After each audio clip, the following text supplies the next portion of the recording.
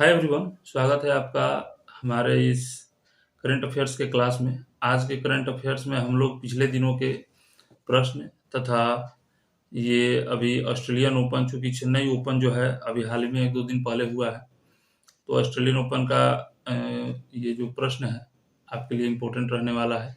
विशेष में उसको शामिल किया गया है और इधर वाला प्रश्न जो है आपके लिए मेनली रूप से शामिल किया गया है। तो ये जो है सारा प्रश्न 1-2 दिन में जितना भी इम्पोर्टेंट बनने वाला प्रश्न है उसको सिर्फ एग्जाम के दृष्टिकोण से टू द पॉइंट क्वेश्चन वही शामिल किया गया है। ठीक है, चलिए हम लोग शुरू करते हैं आज का वीडियो। आज का पहला प्रश्न है कि हाल ही में किन दो देशों में यूपीआई पेमेंट सिस्टम लॉन्च किया गया है। हाल ही में किन दो देशों में यूपीआई पेमेंट सिस्टम लॉन्च किया गया है? तो ये श्रीलंका और मॉरिशस में लॉन्च किया गया है, श्रीलंका और मॉरिशस में। और एक सप्ताह पहले अभी ये था कि यूपीआई पेमेंट सिस्टम जो है फ्रांस में लॉन्च किया गया था। हाल ही में आप लोगों ने अगर मेरा पिछले वाला वीडियो देखा होगा तो उसमें देखा होगा यूपीआई पेमेंट सिस्टम जो है हाल ही में फ्रांस में लॉन्च किया गया है। साथ में हम लोग ये भी जानेंगे कि यूपीआई पेमेंट सिस्टम सबसे पहले किस देश में लॉन्च किया गया था। क्योंकि ये भारत की यूपीआई पेमेंट सिस्टम जो है ये भारत की देन है, तो ये भारतीय पेमेंट सिस्टम जो है अन्य किस देश में सबसे पहले जो है लागू किया गया था, इसके बारे में भी जानेंगे। सबसे पहले हम लोग जानते हैं इसकी शुरुआत कब हुआ था। तो यूपीआई पेमेंट सिस्टम की शुरुआत अगस्त 2016 में हुआ था और एनसीपी के द्वारा एक भारतीय त्वरित भुगतान प्रणाली है। एनसीपी का फुल फॉर्म होता है national payment corporation of India. NCP का फुल फॉर्म क्या होता है? National payments corporation of India. UPI अपनाने वाला पहला देश जो है ये नेपाल है। यूपीआई अपनाने वाला पहला देश जो है ये नेपाल है। यूपीआई का फुल फॉर्म जो है आप लोग जरूर ध्यान रखिएगा, unified payment interface. Unified payment interface, ये जरूर ध्यान रखिएगा आप लोग। अगला क्वेश्चन है, दक्षिण भारत सांस्कृतिक केंद्र की स्थापना किस शहर में की गई? दक्षिण भारतीय सांस्कृतिक केंद्र की स्थापना जो है किस शहर में हाल ही में की गई है? तो ये किया गया है हैदराबाद में। चूंकि ये संगीत नाटक अकादमी का एक भाग के रूप में इसका स्थापना किया गया है, दक्षिण भारतीय सांस्कृतिक केंद्र का स्थापना। और इसके अंतर्गत जो है संगीत नाटक अकादमी 8 शास्त्रीय भारतीय नृत्य जो है प्रदान करती है, जिसमें भरतनाट्यम, ओडिसी, कुचिपुड़ी, मोहिनीअट्टम, कथकली के ये मणिपुरी, ये सब नृत्य जो है शामिल है। जान लीजिए इसमें कि संगीत नाटक अकादमी की स्थापना कब हुआ था। तो 31 मई 1953 को संगीत नाटक अकादमी की स्थापना हुआ था और इसका हेडक्वार्टर जो है दिल्ली है। संगीत नाटक अकादमी के ये हेडक्वार्टर जो है ये दिल्ली है। इसके प्रथम अध्यक्ष जो थे पीवी राजमन्नार थे, प्रथम अध्यक्ष पीवी राजमन्नार। और वर्तमान में अध्यक्ष हैं डॉक्टर संध्या पुरेचा। इसमें वर्तमान में संगीत नाटक अकादमी के अध्यक्ष कौन है? संध्या पुरेचा जो है ये वर्तमान में संगीत नाटक अकादमी के अध्यक्ष हैं। आगे जान लेते हैं कि ये जो है किस मंत्रालय के द्वारा शुरू किया गया है। तो केंद्रीय संस्कृति मंत्रालय ने शुरू किया है और ये एक क्षेत्रीय केंद्र स्थापित किया गया है। क्षेत्रीय केंद्र कहने का मतलब है कि भारत का किसी एक पार्ट में स्थापित किया गया है और ये जिसे दक्षिण भारत सांस्कृतिक केंद्र के नाम से इसको संबोधित किया गया है, दक्षिण भारत सांस्कृतिक केंद्र के नाम से। यहाँ पे देख रहे होंगे फिगर में ये पूर्व उपराष्ट्रपति वेंकैया नायडू जो है ये शामिल है। आगे देखते हैं अगला प्रश्न, इरेडा ने नवीकरणीय ऊर्जा क्षेत्र में नवाचार और अनुसंधान के लिए किसके साथ समझौता किया है? तो इरेडा ने नवीकरणीय ऊर्जा क्षेत्र में नवाचार और अनुसंधान के लिए आईआईटी भुवनेश्वर के साथ ये समझौता किया है, आईआईटी भुवनेश्वर। अब जान लेते हैं कि भारतीय नवीकरणीय ऊर्जा विकास एजेंसी की स्थापना कब हुआ था। तो 21 मार्च 1987 को हुआ था और कंपनी अधिनियम 1956 के तहत इसकी स्थापना की गई थी। यहाँ पे आप लोगों को यह भी जानना जरूरी है नवीकरणीय ऊर्जा स्रोत में कौन कौन से चीज आते हैं। नवीकरणीय ऊर्जा स्रोत में तो पवन ऊर्जा, सौर ऊर्जा, जैव ऊर्जा, ईंधन के रूप में जलाए जाने वाले कार्बनिक पदार्थ और ज्वारीय ऊर्जा सहित जल विद्युत भी शामिल है। नवीन और नवीकरणीय ऊर्जा मंत्रालय द्वारा ये नियंत्रित किया जाता है। इरेडा जो है नवीन और नवीकरणीय ऊर्जा मंत्रालय द्वारा नियंत्रित किया जाता है। अगला प्रश्न है, हाल ही में चेन्नई ओपन टेनिस टूर्नामेंट का एकल खिताब किसने जीता? चेन्नई ओपन टेनिस टूर्नामेंट का एकल का खिताब जो है किसने जीता है? तो सुमित नागल ने जीता है चेन्नई ओपन टेनिस टूर्नामेंट का। और इसमें जो रनर अप है यानी उप विजेता है लुका नार्दी है, ये इटली के हैं लुका नार्दी। और इसके बारे में हम लोग जान ले रहे हैं कि महिला एकल का खिताब किसने जीता है, तो लिंडा फ्रुहविटोरवा ने जीता है, लिंडा फ्रुहविटोरवा ने। और ये चेक गणराज्य देश की है लिंडा फ्रुहविटोरवा। और ये जो है महिला एकल में चेन्नई ओपन टेनिस का खिताब जीती हैं। अगला प्रश्न है, आईसीसी अंडर 19 विश्व कप 2024 का टाइटल किस देश ने जीता है। आईसीसी, ये हमने अपने वीडियो जो पिछले वाले वीडियोस हैं इसको 2-3 वीडियोस में इसके बारे में जिक्र किया था, क्योंकि जब से हो रहा था सेमीफाइनल और उसके बाद भी फाइनल के बारे में भी हमने जिक्र किया था। तो ये जान लीजिए कि आईसीसी अंडर 19 विश्व कप 2024 का टाइटल जो है ये ऑस्ट्रेलिया ने जीता है। भारत और ऑस्ट्रेलिया 2 टीमें फाइनल में पहुंची थी। ऑस्ट्रेलियाई टीम जो है यहाँ पे देख रहे हैं सेलिब्रेट करते हुए। और भारत के जो कैप्टन थे ये उदय सहारन थे, सबसे अधिक रन जो है उदय सहारन का ही है। इसमें पार्टिसिपेट देशों की संख्या जो है ये 16 थी, 16 टीमें जो है इसमें पार्टिसिपेट की थी। सबसे ज़्यादा रन जो है भारतीय कैप्टन उदय सहारन ने बनाया 357 रन। और ये अंडर 19 जो है आईसीसी क्रिकेट वर्ल्ड कप ये खेला गया था दक्षिण अफ्रीका की मेजबानी में, दक्षिण अफ्रीका की मेजबानी में खेला गया था। अच्छा, ये भी जान लीजिए कि अंडर 19 वर्ल्ड कप सबसे ज़्यादा जो है भारत ने जीता है 5 बार। और ऑस्ट्रेलिया जो है इस बार मिलाकर ऑस्ट्रेलिया का कुल जीतों की संख्या अंडर 19 में हो गया है चौथा, यानी 4 बार ऑस्ट्रेलिया जीत चुका है। और ये लगातार 3 बार जो है भारत के साथ ऑस्ट्रेलिया जो है जीत रहा है।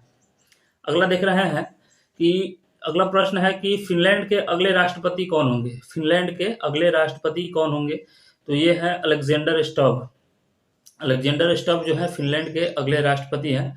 क्योंकि फिनलैंड जो है झीलों का देश के उपनाम से भी जाना जाता है और फिनलैंड की राजधानी हेलसिंकी है। ये अलेक्जेंडर स्टब जो है फिनलैंड के पूर्व प्रधानमंत्री भी रह चुके हैं। अब हम लोग जान लेते हैं थोड़ा सा इसके बारे में कि उसका क्षेत्रीय देश जो है कौन कौन सा है फिनलैंड के अगल बगल वाले देश। तो यहाँ पे गल्फ की खाड़ी जो है फिनलैंड के अगल बगल में देख रहे होंगे। इस साइड जो है आप देख रहे होंगे इधर रसिया है और इधर इस साइड में स्वीडन देश है। तो यहाँ पे बहुत सारे, यहाँ पे नॉर्वे है, ऊपर की ओर नॉर्वे है और नीचे जो है ये खाड़ियाँ हैं अलग अलग, जैसे हडसन की खाड़ी है, गल्फ की खाड़ी है, ये सब जो है खाड़ियाँ इधर है। तो फिनलैंड के चारों तरफ के देश को भी आप लोग जान लीजिए। अगला देखते हैं हम लोग कि वनडे में दोहरा शतक बनाने वाले पहले श्रीलंकाई क्रिकेटर कौन बने हैं। दोहरा शतक बनाने वाला पहला श्रीलंकाई क्रिकेटर जो है ये कौन है, तो पथुम निशांका है। यहाँ पे फिगर देख रहे होंगे 24 वर्षीय पथुम निशांका। ये श्रीलंका की टीम की तरफ से दोहरा शतक बनाने वाले पहले खिलाड़ी हैं। अब हम लोग साथ में ये भी जान ले रहे हैं कि भारत में दोहरा शतक बनाने वाले पहले खिलाड़ी कौन है। अभी तक कुल 10 से ज़्यादा दोहरा शतक बनाने वाले दुनिया में खिलाड़ी हो चुके हैं। तो ये जो 10 से ज़्यादा रिपोर्ट है ये 2023 के रिपोर्ट के अनुसार है। अभी पथुम निशांका जो है 136 गेंदों में 200 रन बनाया है। 136 गेंद में इन्होंने 200 रन बनाया है। इनसे पहले श्रीलंका की ओर से हाईएस्ट स्कोर करने वाले जो थे सनत जयसूर्या थे, शारजाह में किया था। अच्छा, ये भी जान लीजिए पथुम निशांका जो है ये दोहरा शतक लगा है किस टीम के खिलाफ लगा है, तो ये अफगानिस्तान के टीम के खिलाफ लगा है वनडे में। और भारत की ओर से पहली बार दोहरा शतक जो है सचिन तेंदुलकर ने लगाया था। भारत की ओर से क्या मतलब विश्व में प्रथम बार दोहरा शतक लगाने वाले पहले खिलाड़ी जो थे सचिन तेंदुलकर थे और इन्होंने साउथ अफ्रीका के खिलाफ ये दोहरा शतक लगाया था। और महिला में दोहरा शतक लगाने वाले विश्व की प्रथम खिलाड़ी जो है ये मिताली राज है, ये भी भारतीय क्रिकेटर ही हैं। यहाँ पे अब जो है पिछला करंट अफेयर्स यहाँ पे हम लोग देखेंगे जो आपके लिए इम्पोर्टेंट हो सकता है। चूँकि चेन्नई ओपन हुआ है तो टेनिस का ग्रैंड स्लैम जो है हम इसमें शामिल किया है। वर्ष का पहला ग्रैंड स्लैम ऑस्ट्रेलियन ओपन होता है। इससे पहले भी हमने ऑस्ट्रेलियन ओपन पे क्वेश्चन जो है बनाया है, पिछले वीडियोस में है। तो आइए उसको अब हम लोग जानेंगे। साथ में यहाँ पे ये मेरा चैनल है शिक्षा 84.1, जो भी व्यूअर नए आए होंगे वो मेरे चैनल को सब्सक्राइब करिएगा। चूँकि सब्सक्राइब इसलिए करिएगा, उससे मेरा फ़ायदा तो होगा ही, साथ में आपका भी फ़ायदा होगा। इसमें आपका पैसा नहीं लगेगा, लेकिन आपको इंपॉर्टेंट क्वेश्चन देखने को मिलेगा, सारा का सारा इंपॉर्टेंट क्वेश्चन मिलेगा और टू द पॉइंट मिलेगा, एग्जाम के व्यू से मिलेगा। तो इसलिए इसको आपको सब्सक्राइब करना जरूरी है, साथ में एक शेयर भी कर देना और लाइक भी कर देना भाई, ठीक है। चलो फिर आगे देखते हैं। अगला ऑस्ट्रेलियाई ओपन 2024 है। वर्ष का पहला ग्रैंड स्लैम खिताब जो होता है ऑस्ट्रेलियाई ओपन होता है, और उसके बाद फ्रेंच ओपन होता है, फिर उसके बाद विंबलडन होता है, फिर यूएस ओपन होता है। तो यहाँ पे हम लोग देख लेते हैं ऑस्ट्रेलियाई ओपन से, क्योंकि ऑस्ट्रेलियाई ओपन अभी जनवरी में समाप्त हुआ है और इस पर पहले भी वीडियो बन चुका है। तो देखते हैं ऑस्ट्रेलियाई ओपन से प्रश्न। ऑस्ट्रेलियाई ओपन 2024 पुरुष एकल का खिताब किसने जीता? तो ये जीता है जेनिक सिनर ने, और ये इटली के खिलाड़ी हैं जेनिक सिनर। और पिछले साल 2023 में नोवाक जोकोविच ने जीता था, सर्बिया के नोवाक जोकोविच ने जीता था। साथ में आप लोग यहाँ पे जितने भी नाम दिया हुआ है, Daniel Medvedev, Roger Federer, Novak जोकोविच, तो यहाँ पे आप लोग इस जो ये खिलाड़ी है टेनिस के, इनका देश का नाम भी कि किस देश से ये लोग बिलोंग करते हैं, ये भी आपको जानना जरूरी है, आपके लिए नोट करना जरूरी है। जैसे नोवाक जोकोविच किस देश के हैं? तो सर्बिया के हैं। रोजर फेडरर किस देश के हैं? तो ये स्विट्जरलैंड के हैं। डेनियल मेदवेदेव किस देश के हैं? रूस के हैं। और जेनिक सिनर जो है किस देश के हैं? तो ये इटली के हैं। अगला प्रश्न है, ऑस्ट्रेलियाई ओपन 2024 महिला एकल का खिताब किसने जीता है? क्योंकि पुरुष एकल और महिला एकल से प्रश्न जो है सर्वाधिक पूछे जाते हैं। तो इसमें जान लीजिए आर्याना सवालेंका जो है ये महिला एकल का खिताब इस वर्ष 2024 में जीती हैं, और ये जो है बेलारूस की हैं, जो रूस का पड़ोसी देश है बेलारूस। अब यहाँ पे हम लोग जान लेते हैं कि ये इगा स्वियाटेका को हराकर जीती है, इगा स्वियाटेका को। अगला प्रश्न देखते हैं हम लोग, ऑस्ट्रेलियन ओपन 2024 पुरुष डबल्स का खिताब किसने जीता है? तो पुरुष डबल्स का खिताब रोहन बोपन्ना और मैथ्यू एबडेन ने की संयुक्त टीम ने जीता है। रोहन बोपन्ना और मैथ्यू एबडेन की। रोहन बोपन्ना भारत के खिलाड़ी हैं और ये 43 वर्षीय खिलाड़ी हैं, 42 से 43 वर्षीय खिलाड़ी हैं, और अधिक उम्र में ये जो है पुरुष डबल्स का खिताब जीते हैं, पुरुष एकल्स का खिताब रोहन बोपन्ना और मैथ्यू एबडेन। अगला प्रश्न है, ऑस्ट्रेलियन ओपन 2024 महिला डबल्स का खिताब किसने जीता है?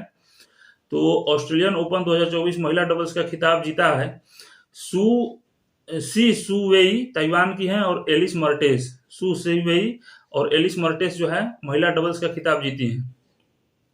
अगला देखते हैं, ऑस्ट्रेलियन ओपन 2024 मिक्स्ड डबल का खिताब किसने जीता है? मिक्स्ड डबल, पुरुष डबल, महिला डबल्स और ये मिक्स्ड डबल्स का जो है खिताब किसने जीता है? तो जॉन जिलिंस्की और सी सुवेई, ताइवान की जो महिला डबल्स में थी वही सू सुवेई और जॉन जिलिंस्की जो है मिक्स्ड डबल्स में ये ऑस्ट्रेलियन ओपन जीती हैं। अगला है पुरुष एकल 2024 का विजेता है। इसमें हम एक बार रिपीटेशन के लिए इसको डाल दिया है कि ये विजेता जेनिक सिनर है पुरुष एकल्स का, ये ऑस्ट्रेलियाई ओपन में। और यहाँ पे ये भी आपको जानना जरूरी है कि ऑस्ट्रेलियाई ओपन में सबसे ज्यादा पुरस्कार जो है जीतने वाले हैं, ग्रैंड स्लैम में सबसे ज्यादा पुरस्कार पुरुष एकल में तो नोवाक जोकोविच है ही, ऐसे भी ग्रैंड स्लैम में सबसे ज्यादा पुरस्कार जीतने वाले भी नोवाक जोकोविच हैं, जो कि 36 ग्रैंड स्लैम पुरस्कार जो है ये जीते हैं। उसके बाद राफेल नडाल का नंबर आता है। राफेल नडाल जो है स्पेन देश से बिलोंग करते हैं और ये पुरुष एकल में 22 ग्रैंड स्लैम जीते हैं, जबकि नोवाक जोकोविच ने पुरुष एकल में 24 ग्रैंड स्लैम जीता है। लेकिन सबसे ज्यादा जो है ग्रैंड स्लैम जीतने वाले नोवाक जोकोविच है, जो कि 36 ग्रैंड स्लैम जीते हैं, 36।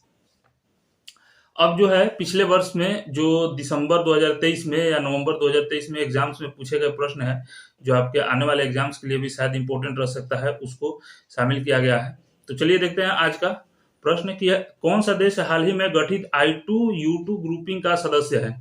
तो यहाँ पे आप लोग देखिएगा कि जो भी ऑप्शन दिया हुआ है, भारत, इजराइल, संयुक्त राज्य अमेरिका, ये तो है ही, साथ में अमेरिका भी है, संयुक्त अरब अमीरात और अमेरिका, ये चारों देश जो है I2U2 ग्रुपिंग का सदस्य हैं।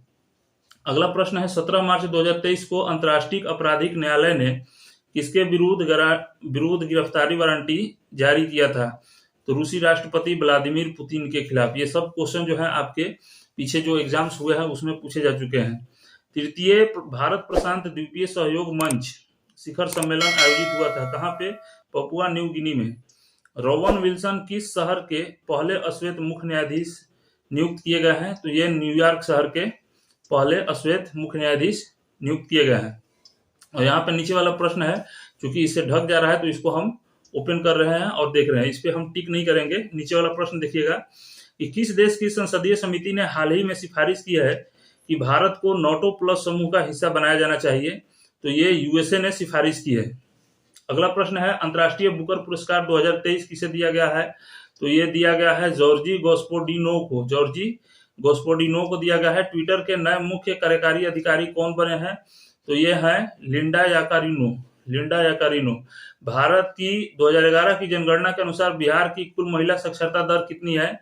तो इसमें ऑप्शन में कोई नहीं दिया हुआ है, क्योंकि बिहार की महिला साक्षरता दर जो है 2011 के अनुसार 51.20% है और 71.45% लगभग ये पुरुष की साक्षरता दर है बिहार की। महिला की है 51.20%। आप लोग याद रखिएगा, महिला साक्षरता दर बिहार में 51.20% है और पुरुष साक्षरता दर 71.45 है। जबकि भारत में पुरुष साक्षरता दर जो है 74% के आसपास है, 74-74.5% के आसपास। अगला प्रश्न है, सुभद्रा देवी जिनको 2023 में पद्म श्री से नवाजा गया है, ये जो है किस रूप में जानी जाती हैं? तो पेपर मेसी कलाकार के रूप में। पेपर मेसी कलाकार के रूप में। क्योंकि हम क्वेश्चन जल्दी जल्दी पढ़ रहे हैं, क्वेश्चन बहुत सारा है और वीडियो जो है लंबा हो जाएगा, इसलिए। अगला प्रश्न है, भारत ने किस देश के साथ मिलकर net zero innovation virtual centre बनाने की घोषणा की है? तो ब्रिटेन देश के साथ मिलकर की है। अगला प्रश्न है, भारत की नव उद्घाटित संसद में सांसदों के लिए कुल कितने सीटें हैं? तो 1272 सीटें हैं सांसदों के लिए। भारत सरकार ने किसान बीमा दावों के लिए कौन सा ऑफलाइन प्लेटफॉर्म लॉन्च किया है? डीजी क्लेम प्लेटफॉर्म लॉन्च किया है, डीजी क्लेम प्लेटफॉर्म।